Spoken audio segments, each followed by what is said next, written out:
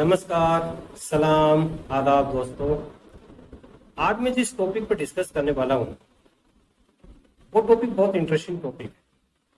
Last month में vaccine के side effect को लेकर बहुत चर्चा हुई, न्यूज़पेपर के अंदर, न्यूज चैनल्स के अंदर।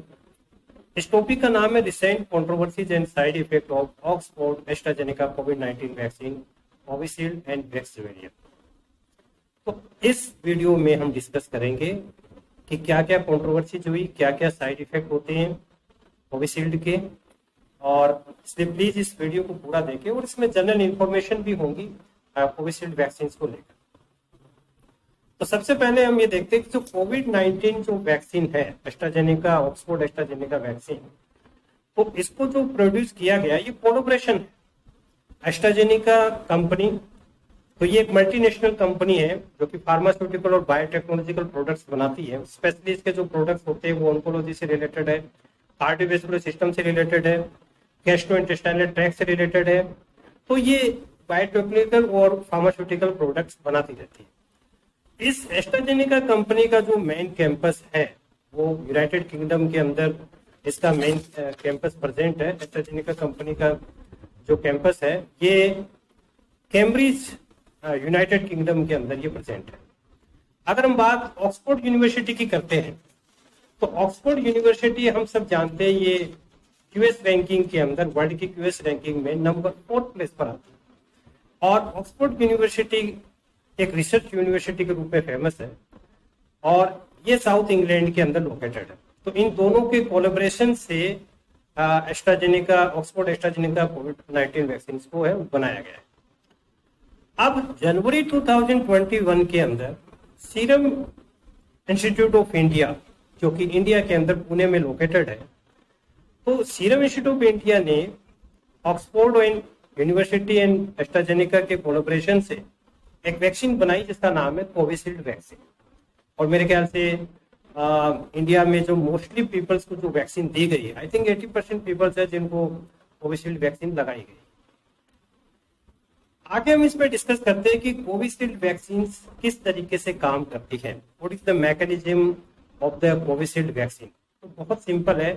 जैसे हम जानते हैं कि वैक्सीन के अंदर है वो माइक्रो ऑर्गेनिज्म को यूज किया जाता है। It comprise a non replicating virus. इसमें एक नॉन रेप्लिकेटिंग वायरस को शामिल किया गया है और उसको जेनेटिकली मॉडिफाइड किया गया, that is genetically modified to create the coronavirus protein, ताकि कोरोना वायरस प्रोटीन बनाए। और ये कोरोना वायरस प्रोटीन जब बॉडी में बनेंगे तो ये हमारी बॉडी को जो इम्यूनिटी देंगे। तो ये जो वायरस है ये वीकेंड वायरस है और इस वायरस का नाम मैंने हाईलाइट कर रखा है। इस virus name is chimpanzee adeno virus और ये जनरली कॉमन कोल्ड को प्रोड्यूस करता है। तो ये बॉडी के अंदर ये किसी तरह के डिजीज को प्रोड्यूस नहीं कर सकता, ये कैपेबल नहीं है। अगली स्लाइड में मैं थोड़ा सा डिस्कस करना चाहूंगा कि कोविशील्ड वैक्सीन की जनरल इंफॉर्मेशन के बारे में कुछ पॉइंट्स हम डिस्कस कर लेते हैं। इसमें सबसे पहला पॉइंट तो यही है कि कोविशील्ड वैक्सीन जो है वो ओनली एडल्ट्स के लिए बनाई गई है।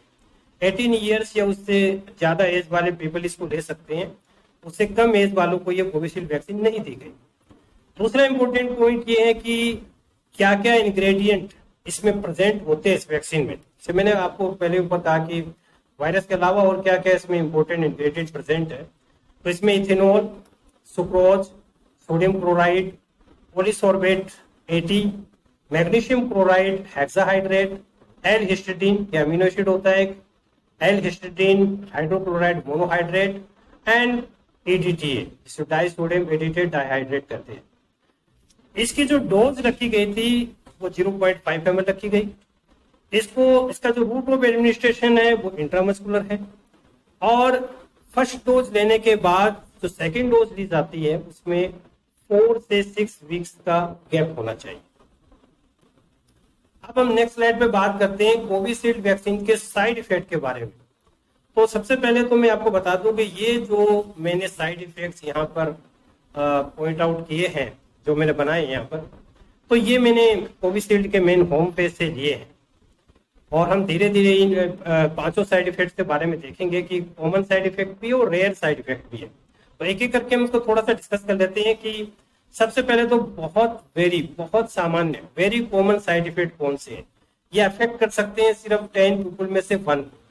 और ये साइड इफेक्ट है जैसे कि पेन, टेंडरनेस, दर्द का होना, इचिंग, जहां पर इंजेक्शन लगाया गया where the injection is given, generally feeling unwell, जो पीपल लेते हैं उनको बहुत फीलिंग अच्छा नहीं लगता है, फीलिंग टायर्डनेस, फैटिक लगती है, ठंड लगती है, चिल्स, फीवर्स आ सकता है, नोजिया थोड़ी सी अच्छा नहीं लगता, नोजिया घबराहट होती है, और जॉइंट के अंदर और मसल्स के अंदर पेन होता है। दूसरा जो साइड इफेक्ट है वो कॉमन साइड इफेक्ट है, और ये भी may affect more than 1 in 10 people, 10 में से मुश्किल से एक से ज्यादा पीपल्स को हो सकता है। और इस साइड इफेक्ट में क्या होता है कि स्वेलिंग आ जाती है, स्वेलिंग, और वेयर द इंजेक्शन जहां पर लगाया गया वहां स्वेलिंग आ सकती है, रेडनेस हो सकता है, फीवर आ सकता है, इसके अलावा इसमें वोमिटिंग और डायरिया भी हो सकता है, पेन इन लेग और आर्म, यानी कि हाथ और पाँव में दर्द हो सकता है, फ्लू लाइक सिम्टम हो सकते हैं, टेम्परेचर थोड़ा ज्यादा जा सकता है, बुखार आ सकता है, सोर थ्रोट हो सकता है, और कफ खांसी भी हो सकती है या ठंड लग सकती है। तीसरा किस्म का जो साइड इफेक्ट आता है वो होता है अनकॉमन, यानी ये जनरली कॉमन नहीं होता, बहुत ही रेयर होता है, में affect up to 1 in 100 people, 100 people में से एक आदमी को लगभग हो सकता है। इसमें क्या होता है साइड इफेक्ट में? स्लीपीनेस, नींद जैसी आती है, थोड़ा फीलिंग महसूस होता है जैसे चक्कर आ रहे हैं, एब्डोमिनल पेन, पेट में दर्द हो सकता है इसमें, और लिम्फ नोड एनलार्ज हो जाते हैं, स्वेलिंग आ जाती है उसमें, एक्सेसिव स्वेटिंग, पसीना ज्यादा आता है, स्किन के अंदर खुजली आती है। अब हम बात करते हैं साइड इफेक्ट नंबर 4।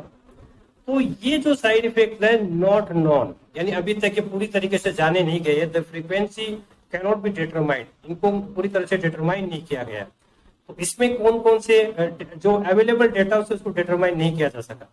तो इसमें सीवियर एलर्जिक रिएक्शन सबसे पहले आता है, इसमें सीवियर स्वेलिंग हो सकती है, लिप्स पे, माउथ पे, थ्रोट पे स्वेलिंग आ सकती है, सांस लेने में दिक्कत हो सकती है।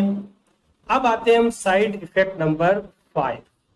तो यहां पर ये रेयरेस्ट साइड इफेक्ट है, यानी ये 1 लाख जो पब्लिक में से मुश्किल से 1 से कम लोगों को, यानी 1 लाख में से 1% को हो सकता है।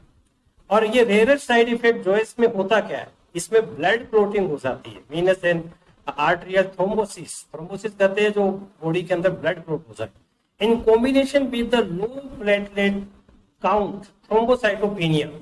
तो थ्रोम्बोसाइटोपेनिया जो है ये प्लेटलेट की काउंट का कम हो जाना है, ब्लड प्लेटलेट जो होती है उसकी काउंटिंग कम हो जाती है। तो ये जो जिस साइड इफेक्ट की मैं बात कर रहा हूँ उसी साइड इफेक्ट को लेकर के कंट्रोवर्सीज हुई है, जो आगे हम डिस्कस करेंगे साइड इफेक्ट किस तरीके से कंट्रोवर्सीज को प्रोड्यूस करता है। लेकिन पहले हम इस साइड इफेक्ट के सिम्टम्स देख लेते हैं।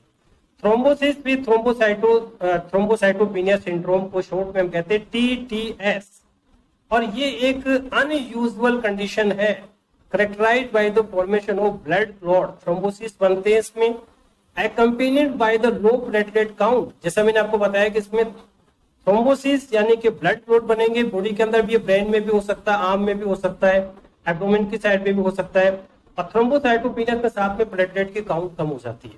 अगर हम दूसरे सिम्टम की बात करें TTS की, तो उसमें सांस लेने में दिक्कत, चेस्ट पेन, छाती में दर्द हो सकता है, इसके अलावा इसमें रेड स्पॉट बन जाते हैं स्किन में, हेडेक, सर दर्द होता है, और बॉडी के पार्ट के अंदर नंबनेस आ जाता है, यानी बॉडी के पार्ट में एक तरीके से सूनापन से आ जाता है। तो TTS जो है इससे सीरियस कॉम्प्लिकेशन हो सकते हैं, जैसे स्ट्रोक हो सकता है, हार्ट अटैक आ सकता है, सीवियर ब्रीथिंग प्रॉब्लम्स हो सकती है। ये डिपेंड करता है कि ब्लड क्लॉट आपकी बॉडी के कौन से पार्ट में बनता है। अब हम मोस्ट इंपोर्टेंट पार्ट पर आते हैं कि लास्ट मंथ में क्या क्या कंट्रोवर्सीज हुई, क्या क्या इश्यूज हुए ऑक्सफोर्ड एस्ट्राजेनेका कोविड-19 वैक्सीन के साथ।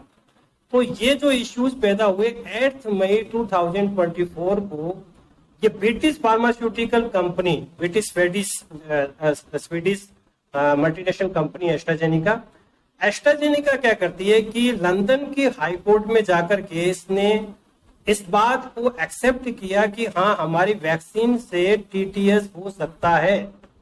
और जैसे ही ये एक्सेप्टेशन आता है उसके बाद में आप देखिए कि यूनाइटेड किंगडम के अंदर कम से कम 51 एप्लीकेशन को फाइल किया जाता है, लॉ सूट मुकदमा किया जाता है कोर्ट के अंदर। और इन सबको अगर देखें तो ये खजाना जो है वो 100 मिलियन के आसपास होता है। 100 मिलियन को अगर हम इंडियन रुपीस में कन्वर्ट करते हैं, इंडियन रुपीस में ये 1000 करोड़ रुपए से जस्ट अबव जाता है। तो इतना खजाना जो है उस पर क्लेम किया गया है, एस्ट्राजेनेका कंपनी के ऊपर अगेंस्ट में केस किया गया है। अब हम देखें अगर इंडियन सिनारियो से हम इसको नजर डालें तो जैसे ही रिपोर्ट आती है, मैंने यहाँ पर कुछ न्यूज 18 को एक फॉर्मर साइंटिस्ट है आईसीएमआर का, इंडियन काउंसिल मेडिकल रिसर्च के, तो उनका मैंने नोट किया है। डॉक्टर रमन गंगेडकर, ये फॉर्मर साइंटिस्ट है Indian council of medical research में।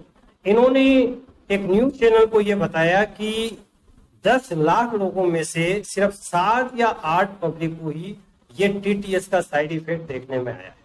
तो इसमें घबराने की जरूरत नहीं है, ये साइड इफेक्ट जो है वो बहुत ही रेयर होता है। और उसके बाद उन्होंने चैनल को ये भी बताया कि जो इनिशियल डोज यानी जो आप पहली डोज लेते हैं उसमें चांसेस ज्यादा होते हैं रिस्क के, लेकिन जब आप सेकंड डोज लेते हैं तो ये धीरे धीरे डिक्रीज होता जाता है। सेकंड डोज थर्ड डोज जब आप लेंगे तो इसके चांसेस और भी कम होते जाएंगे। जब ये बातें बाहर आती है 8 मई को और जब ये केसेस मुकदमे किए जाते हैं तो उसके बाद में एस्ट्राजेनेका कोविड-19 जो कंपनी है वो एक अपनी पूरे वर्ल्ड से अपनी वैक्सीन को विड्रॉल कर लेती है। कोविड-19 वैक्सीन को विड्रॉल कर लिया जाता है ग्लोबली बाय एस्ट्राजेनेका कंपनी। और इसमें रीजन क्या बताया जाता है? रीजन ये बताया जाता है कि भाई मार्केट के अंदर अपडेटेड वैक्सीन बहुत सारी है, इसलिए I think there is no need of the AstraZeneca कोविड-19 वैक्सीन की जरूरत अब नहीं है। दूसरी वजह ये बताई जाती है कि कोविड-19 वायरस के वेरिएंट बहुत ज्यादा है, तो वेरिएंट बहुत ज्यादा है तो इसमें आपको पता है कि जैसे वेरिएंट चेंज होता है तो फिर वो वैक्सीन का इतना ज्यादा इम्पैक्ट नहीं रहता है। यही बातों को दिखाते हुए इन्होंने क्या किया, उसको विड्रॉल कर लिया है। तो ये छोटा सा वीडियो मैंने आपके लिए छोटा सा वीडियो बनाया है। तो thank you so much. Next time फिर से ऐसा ही कुछ अच्छा वीडियो बनाएंगे। Thank you so much.